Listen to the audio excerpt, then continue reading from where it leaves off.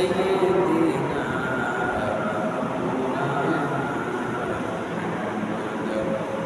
وعلى آل سيدنا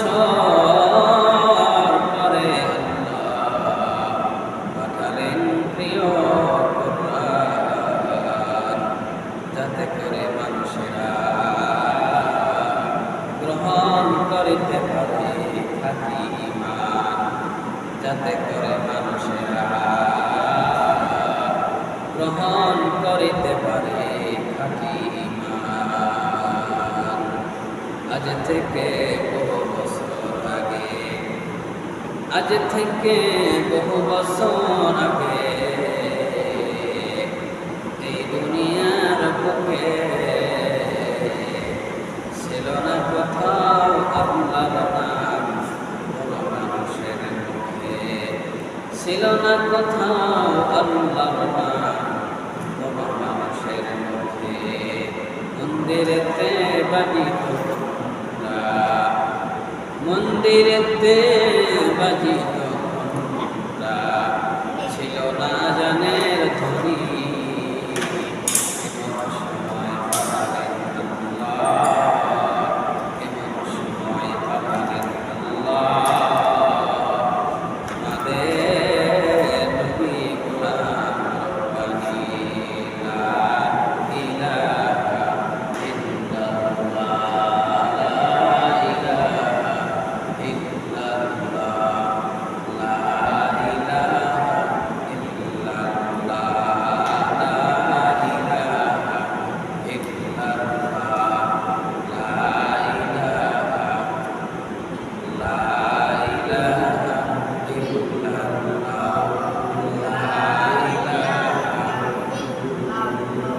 পাখির গান গানে হাওয়াই তানে তানে, পাখির গান গানে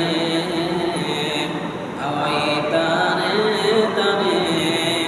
এই নামেরই সুর শোনা যায়, এই নামেরই সুর শোনা যায়। হয় পাগল মতোয়ারা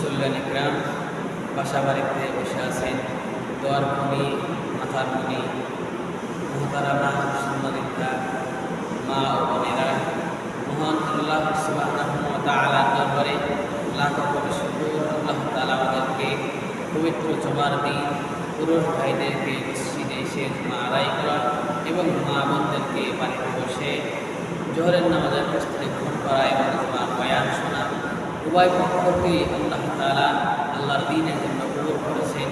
আল্লাহ তাআলা এই প্রেক্ষাপটে বর্তমান ইসলামকে নিভানোর জন্য, ইসলামকে নিষ্পেষিত করার জন্য সারা পৃথিবীব্যাপী মানুষ উঠে পড়ে লেগেছে।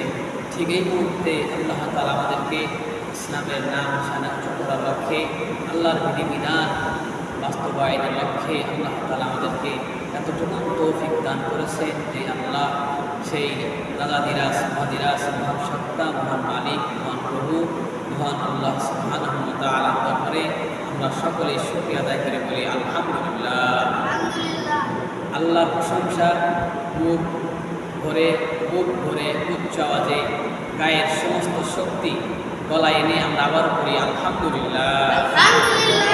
অতঃপর লাখো কোটি দরুদ ও সালাম সেই নবীর প্রতি যে নবীকে সৃষ্টি না করলেন মহান আল্লাহ, লৌহ কলম আর কুরসি মণ্ডল মণ্ডল সবুজ শ্যামল সুন্দর পৃথিবীর মুখ আমি আর আপনি দেখতে পারতাম না।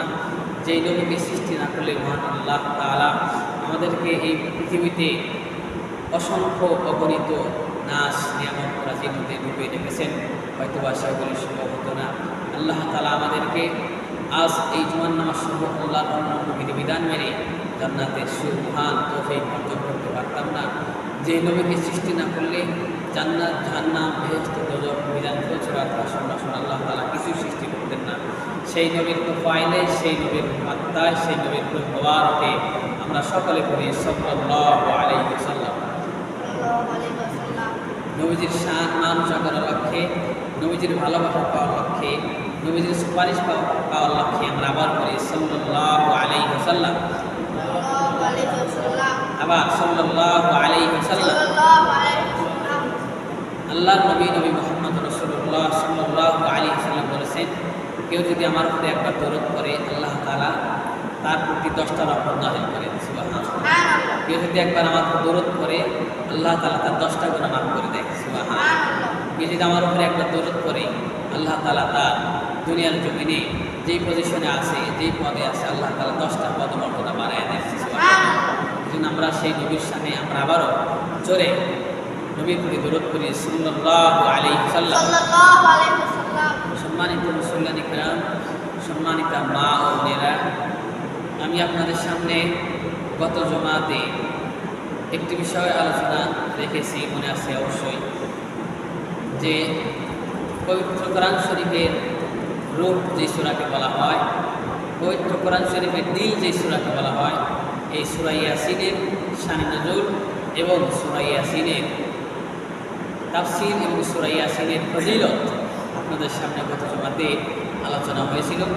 যেহেতু এই সূরার অনেক শান নজুল, অনেক ফজিলত এবং অনেক তাফসীর, সেই হিসাবে গত জুমাতে মাত্র কয়েকটি ফজিলতের কথা আলোচনা করেছিলাম শান নজুল সহ। তো বলছিলাম সামনে জুমাতে, আজকের জুমাতে ইনশাআল্লাহ দু একটি শান নজুল বলা হবে বা ফজিলত বলা হবে। প্রথম আপনাদের সামনে বলেছিলাম যে বর্তমান পৃথিবীতে মানুষ যারা গায়রে মুসলিম, যারা অমুসলিম, তারা কাফের, বেদীন, তারা তো তাদের মতো চলে, কিন্তু বর্তমান প্রেক্ষাপটে আমরা মুসলমান যারা রয়েছি, আমাদের মাঝেও কেমন যেন গাফলতি, আল্লাহ ভোলা, পথ হারা মানুষের মতো, কেমন যেন উদ্ভ্রান্ত মানুষের মতো, মস্তিষ্কহীন মানুষের মতো আমরা চলাফেরা করি সমাজে, দেশে, রাষ্ট্রে। ইসলামের কাজ, নবীর তরিকা আমাদের মাঝ থেকে বিদায় নিতে নিতে কাফের বেঈমানেরা এমনভাবে আমাদেরকে নিষ্পেষিত করে দিতে চায়, ধ্বংস করে দিতে চায়। ওরা তো আগের থেকেই পেতে থাকে, বিশেষ করে আমাদের এই ইসলামের প্রতি আমলের প্রতি দুর্বলতার কারণে ওরা আরও বেশি সুযোগ পেয়েছে। সেই হিসাবে সেই সুবাদে বর্তমান বুজুর্গানে দিন ওলামায়ে কিরাম বলেছেন, এখন মানুষের মাঝে জুমাতে তাফসীর মাহফিলে, ওয়াজ মাহফিলে বেশি বেশি ফজিলতের সূরাগুলো, বেশি বেশি জান্নাতের কথা, বেশি বেশি ফজিলতের সূরাগুলো, আমলের সূরাগুলো মানুষের মাঝে বেশি বেশি তেলাওয়াত করে আলোচনা করে মানুষের দিল ফিরে আনা একমাত্র সম্ভব। মানুষের দিল যখন ফিরে আসবে, অন্তর যখন ঠিক হবে, তখন তাকে যে কোনো বিধিবিধানের কথা মানলে, যে কোনো আলোচনা শোনালে সে শুনতে বাধ্য হবে, মানার মতো মন মানসিকতা সৃষ্টি হবে, মানবে, আমল করবে। মন আর দিল আগে ঠিক হবে। এই জন্য আজ বর্তমান সারা পৃথিবীতে বুজুর্গানে ওলামায়ে কিরাম, বুজুর্গানে দিন এই কথা করে একমত যে মানুষের দিল আর মন ঠিক করতে হলে বেশি বেশি আল্লাহর কোরআন শরীফের মধ্যে বেশি বাণী, মহাগ্রন্থ পবিত্র কোরআন শরীফে যেই ফজিলতের সূরাগুলি আছে, সেই সূরাগুলি মানুষের মাঝে বেশি বেশি আলোচনা করা। তার ধারাবাহিকতায় আপনাদের সামনে একটি একটি করে আলোচনা করছি ইনশাআল্লাহ। প্রথমে সূরা আসর, সূরা ইখলাস, এখন আবার ধরেছি সূরা ইয়াসিন। সূরা ইয়াসিনের আলোচনায় গত সপ্তাহে বেশ সান্নজুল এবং কিছু তাফসীর এবং কয়েকটি ফজিলতপূর্ণ ঘটনা আপনাদের সামনে আলোচনা করেছিলাম। আল্লাহ চাহতো আজকেও 2-3টি ফজিলত বলে ইনশাআল্লাহ এই সূরা ইয়াসিন আলোচনা তো কখনো শেষ হবে না। কারণ এক একটা আয়াত, এক একটা সূরা, এক একটা আয়াতের তাফসীর আজ পর্যন্ত লিখে কেউ শেষ করেনি, করতেও পারবে না। এই মহাসমুদ্র থেকে কিছু চামিজের মতো চামিজ দিয়ে কিছু আপনাদের সামনে এমন কিছু বিষয় এনে দেওয়া, যাতে করে আমার আপনার জীবন সুন্দর হয়, আমলের জিন্দেগি হয়, আমরা এর উপর আমল করে জান্নাতের বাসিন্দা হতে পারি। আল্লাহ সেই তৌফিক আমাকে দান করেন, তারপর সবাইকে দান করুন, বলেন আমিন। সূরা ইয়াসিনের ফজিলতের মধ্যে আজকে 3টা আলোচনা করবো ইনশাআল্লাহ। 3টার মধ্যে 1 নম্বর সুমনোযোগ্য শুনবেন ইনশাআল্লাহ। আমার মোহতারাম সম্মানিত মা বোনেরা যারা শুনেন এবং আপনারা আসছেন, যারা আসতেছেন ইনশাআল্লাহ মনোযোগ্য শুনবেন ইনশাআল্লাহ। আজকে 3 নম্বরে 1 নম্বর হলো, সারা পৃথিবীতে একজন দার্শনিক, আমরা যারা শিক্ষিত অনেকেই তার নাম শুনেছি, তার নাম জানি, বিশিষ্ট গবেষক, বিশিষ্ট লেখক, অনেক বড় আলেম, অনেক বড় আল্লাহর ওলি, ইমামে গাজ্জালী রহমাতুল্লাহ আলাইহি। ইমামে গাজ্জালী বলা হয়, ইমামে গাজ্জালী বলা হয়। ইমামে গাজ্জালী রহমাতুল্লাহ আলাইহি অনেক বড় লেখক ছিলেন, গবেষক ছিলেন, অনেক বড় আলেম ছিলেন, মুহাক্কিক আলেম ছিলেন। ইমামে গাজ্জালী রহমাতুল্লাহ আলাইহি তিনি সূরা ইয়াসিনকে গবেষণা করতে করতে একটি বিষয় আমাদের সামনে উল্লেখ করেছেন যে কোনো মানুষ যদি সূরা ইয়াসিন যারা পড়তে পারেন তারা পরে, সকালবেলা ফজরের পরে সূরা ইয়াসিন যারা পড়তে পারেন তারা পরে, আর যারা পড়তে পারে না এমনিতেই শেখার জন্য চেষ্টা করে, উভয় পক্ষকে টার্গেট করে তিনি বলেছেন এই সূরা ইয়াসিনের প্রতি সম্মান প্রদর্শন করার কারণে, তেলাওয়াত করার কারণে এবং সম্মান প্রদর্শনের কারণে মহান আল্লাহ যেই দিন ফজরের সময় যে ব্যক্তি তেলাওয়াত করবে আর সম্মান প্রদর্শন করবে, এই 2 ব্যক্তিকেই টার্গেট করে ইমামে গাজ্জালী রাহমাতুল্লাহ আলাইহি বলেন মহান আল্লাহ তাআলা ওই দিন সকাল ফজর থেকে নিয়ে পরের দিন সকাল পর্যন্ত এই ব্যক্তি শয়তানের ধোঁকায় পড়ে যত সগীরা গুনাহ করবে আল্লাহ তাআলা সব মাফ করে দেবেন। সুবহানাল্লাহ। মনে রাখেন 1 নম্বর, 3 নম্বরে 1 নম্বর ইমামে গাজ্জালী রাহমাতুল্লাহ আলাইহি তিনি বলেছেন যে কোনো মানুষ যদি সকালবেলা সূরা ইয়াসিন তেলাওয়াত করে এবং তেলাওয়াত শোনে এবং তেলাওয়াত করার ব্যবস্থা করে এবং সূরা ইয়াসিনের প্রতি সম্মান প্রদর্শন করে, শেখার চেষ্টা করে, এই উভয় পক্ষকে আল্লাহ ওই দিন ফজর থেকে নিয়ে পরের দিন ফজর পর্যন্ত যত সগীরা গুনাহ করবে আল্লাহ তাআলা সব মাফ করে দেবেন। সুবহানাল্লাহ। 1। 2 নম্বর হলো ইমাম ইবনে কাসির রহমাতুল্লাহ আলাইহি অনেক বড় তাফসীর লিখেছেন, যারা ওলামায়ে কিরাম আছেন এবং বাংলাতে যারা তাফসীর কিনা পড়েন তারা বুঝবেন, তারা জানবেন। ইমামে ইবনে কাসির রহমাতুল্লাহ আলাইহি সূরা ইয়াসিনের তাফসীর এবং ফজিলত লিখতে গিয়ে বলেছেন কোনো মানুষ যদি সকালবেলা সূরা ইয়াসিন তেলাওয়াত করে এবং ওই আগের মধ্যে যারা ইয়াসিন তেলাওয়াত করার ব্যবস্থা করে, সম্মান প্রদর্শন করে এবং শেখার চেষ্টা করে, উভয় পক্ষের জন্য আল্লামা ইবনে কাসির রাহমাতুল্লাহ আলাইহি তিনি বলেছেন যে উভয় পক্ষের লোক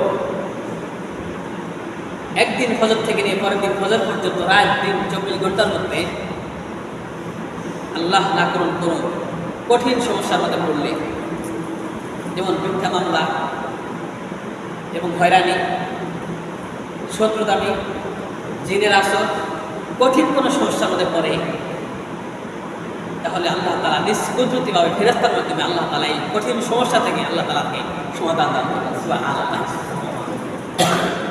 জোরে বলেন সুবহানাল্লাহ।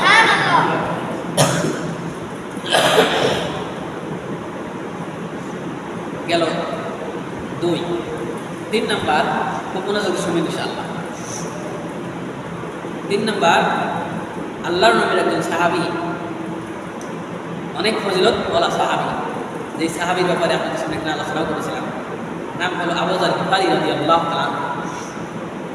আবু যার গিফারী রাদিয়াল্লাহু তাআলা তিনি বলেছেন, কোনো মানুষ যদি সকালবেলা সূরা ইয়াসিন তেলাওয়াত করে, তেলাওয়াত শুনে এবং সূরা ইয়াসিনের প্রতি, কোরআনের প্রতি সম্মান প্রদর্শন করে এবং কোরআন শেখার চেষ্টা করে, এই উভয় পক্ষের জন্য আবু যার গিফারী রাদিয়াল্লাহু তাআলা বলেছেন,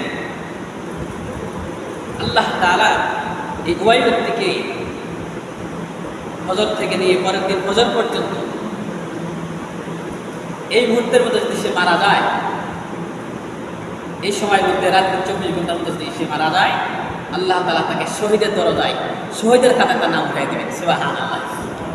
শহীদের মৃত্যু, যে মৃত্যু সম্পর্কে আমরা অনেকেই জানি, অনেক মর্যাদা শহীদের, শহীদের মৃত্যু আল্লাহ তাআলা তাকে দান করবেন। এরপরে আবু যার গিফারী রাদিয়াল্লাহু তাআলা আরও বলেছেন যে মানুষ যখন মারা যায়, মারা যাওয়ার সময় ইবলিস শয়তান অনেক চেষ্টা করে যে তার 12 বছর থেকে শুরু করে মৃত্যু পর্যন্ত অনেক চেষ্টা করে তাকে বেঈমান বানানোর জন্য, পারে না। মৃত্যুর সময় সারা জীবন যে চেষ্টা না করেছে, মৃত্যুর সময় হাজার করে বেশি চেষ্টা করবে এই ব্যক্তি যেন কাফের হয়ে মারা যায়, বেদিন হয়ে মারা যায়, মুনাফিক হয়ে মারা যায়, খ্রিস্টান হয়ে মারা যায়, হিন্দু হয়ে মারা যায়, অনেক চেষ্টা করবে শয়তান আমাকে মুসলমান থেকে আরেক করে, আলাদা করে, জুদা করে, ইসলাম ধর্ম ত্যাগ করে সে ইহুদি বানানোর চেষ্টা করবে, খ্রিস্টান বানানোর চেষ্টা করবে, হিন্দু বানানোর চেষ্টা করবে, হাজার চেষ্টা করবে। মুমিন বান্দা, আল্লাহর খাঁটি বান্দা যারা হবে তাদেরকে পারবে না। যখন পারবে না, তখন আরেকটা লাস্ট চেষ্টা করবে, সেটা হলো মৃত্যুর সময় শয়তান এসে এরকম দাড়ি, টুপি, জুব্বা, রুমাল, হাতের তসবিহ, লাঠি সব কিছু নিয়ে সে হাজি সাহেব সেজে, আলেম সেজে এসে বলবে, আল্লাহর নবী, বিশ্ব নবী, নবী করিম সাল্লাল্লাহু আলাইহি ওয়াসাল্লাম বলেছেন, হে দুনিয়ার উম্মত, আমার এক উম্মতদেরকে ইবলিস শয়তান সারা জীবন ধোঁকা দেওয়ার জন্য চেষ্টা করবে। সারা জীবনে যতটুকু চেষ্টা না করবে, মৃত্যুর সময় তারা চাইতে হাজার করে চেষ্টা করবে। মৃত্যুর সময়ও শয়তান আমার খাঁটি উম্মত, আল্লাহর খাঁটি বান্দার সামনে যখন ফেল যাবে, তখন বেঈমান বানাতে পারবে না, হিন্দু বানাতে পারবে না, খ্রিস্টান বানাতে পারবে না, মুনাফিক বানাতে পারবে না। লাস্ট শেষ চেষ্টা করবে যে হাজি সাহেব সেজে আসবে, আলেম সেজে আসবে, রুমাল পরে আসবে, টুপি পরে আসবে, তসবির হাতে নিয়ে আসবে, লাঠি নিয়ে আসবে, আর বলবে, হে অমর, আল্লাহর বান্দা শোনো, তুমি কেন ইসলাম ধর্ম গ্রহণ করছো, কেন মুসলিম হয়ে মারা যাচ্ছ? শোনো শোনো, আমি তোমার বাবা লাগি, আমি তোমার মা লাগি, আমি তোমার বাবা হই, আমি তোমার মা হই, আমি তোমার দাদা হই। দেখো দেখো দেখো দেখো, আমি তো অনেক আগে থেকে আলো বলেছিলাম, কবরের মধ্যে মুসলমানের কোনো দাম নাই, মুসলমানের কোনো সম্মান নাই। আমি দেখো অনেক আগে মারা গিয়েছি, আমি ইসলাম ধর্ম ত্যাগ করে মারা গিয়েছি, যার কারণে আল্লাহ আমাকে অনেক সম্মান দান করেছেন, নাউযুবিল্লাহ। যার কারণে আল্লাহ অনেক ভালোবেসেছে, তাই আমি তোমাকে সম্মান জানানোর জন্য এসেছি, সুসংবাদ দেওয়ার জন্য এসেছি। খবরদার ইসলাম ধর্ম ছেড়ে দাও, আল্লাহর নবীর তরিকা ছেড়ে দাও, আল্লাহর নাম ছেড়ে দাও, কালিমা পড়া ছেড়ে দাও, বেঈমান হও, খ্রিস্টান ধর্ম গ্রহণ করো, এরপরে হিন্দু ধর্ম গ্রহণ করো, ইহুদি ধর্ম গ্রহণ করো, তুমি নাজাত পেয়ে যাবে, জান্নাত পেয়ে যাবে। নাজাত তুমি কোনো ধরনের নাজাত পাবে না, জান্নাত পাবে না, শান্তি পাবে না, অশান্তির আগুনে ধাও ধাও করে জ্বলবে। এমনি করে শয়তান যখন মন কথা বলবে, মানুষ চিন্তা করবে কে রে কি ব্যাপার, আমার বাবা তো মিথ্যা কথা বলতে পারে না, আমার মা তো মিথ্যা কথা বলতে পারে না, আমার দাদা মিথ্যা কথা বলতে পারবে না, আলে মিথ্যা কথা বলতে পারে না, হাজির সাহেব মিথ্যা কথা বলতে পারে না, সুতরাং এটাই মনে হয় সত্য।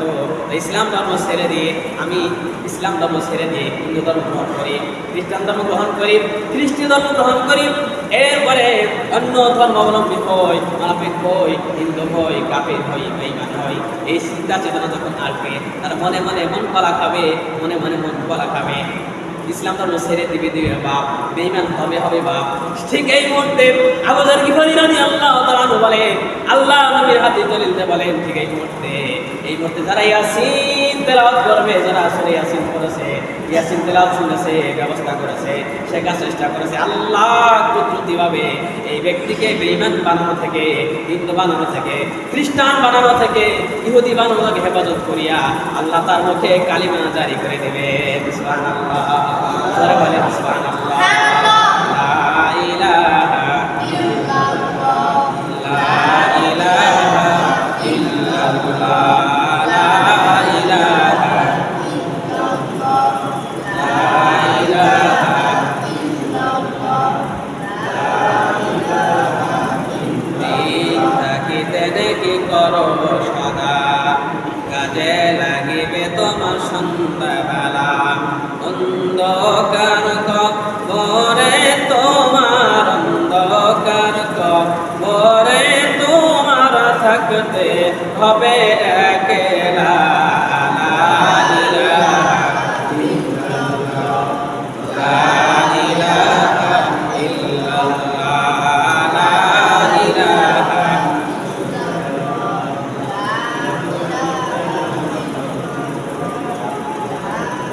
লা ইলাহা ইল্লাল্লাহ, মুহাম্মাদুর রাসূলুল্লাহ সাল্লাল্লাহু আলাইহি ওয়াসাল্লাম।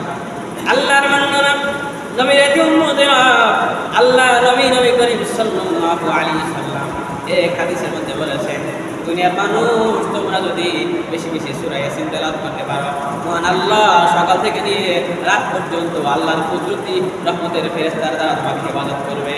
সুবহানাল্লাহ। এরপরে যারা যে সমস্ত উলামায়ে কিরাম